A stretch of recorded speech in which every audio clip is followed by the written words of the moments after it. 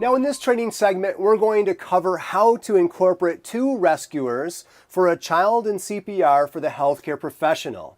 We're still going to make sure the scene is safe, our gloves are on, whether we have a rescue mask with a one-way valve or whether we're using a full BVM. We have a partner with us that's going to help us with the rescue breathing, and in this case, Jody will be using the bag valve mask. Now, we're still going to call out to the patient, hey child, are you okay? Are you all right? They don't respond, so we tap and shout, are you okay? Can you hear me? They still don't respond. Now's the time we call 911, activate EMS, call a code, or send a bystander to go call 911 and come back with an AED if they have one. It's now at this time I'm going to assess for regular breathing and a pulse. Jody, this patient is not breathing normally and there is no pulse. I'm going to begin CPR. I draw an imaginary line between the nipples and place the palm of one hand on the sternum. If this is a large child, I'm going to use two hands. If it's a small child, I'm going to use one hand.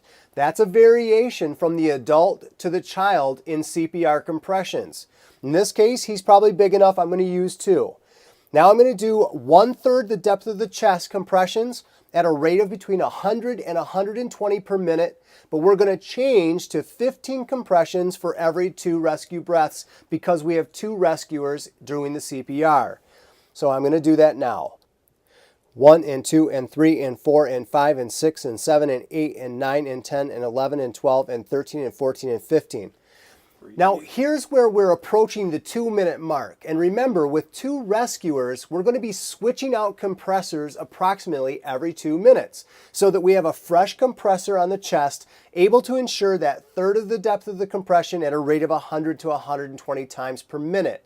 So at the last set, before we reach that 2-minute mark, I'm going to say we need to switch, and 2 and 3 and 4 and 5 and 6 and 7 and 8, 9 and 10, 11 and 12, 13, 14, 15. He delivers the 2 more rescue breaths as I situate myself to the head of the bed. I take over the rescue breaths while Jody jumps right on doing chest compressions. 1, 2, 4. He does 15 compressions. 10, 11, and 12, and 13, 14, 15. I give 2 rescue breaths. 1 in, 2 rescue breaths in.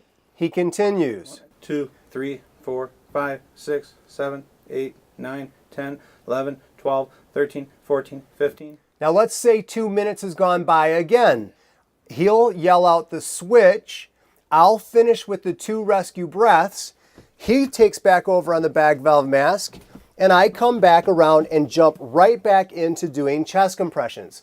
So there's this minimization of pause between the switch, the rescue breaths, and the chest compressions so that we never leave too much time without somebody's hand on the chest doing a deep compression.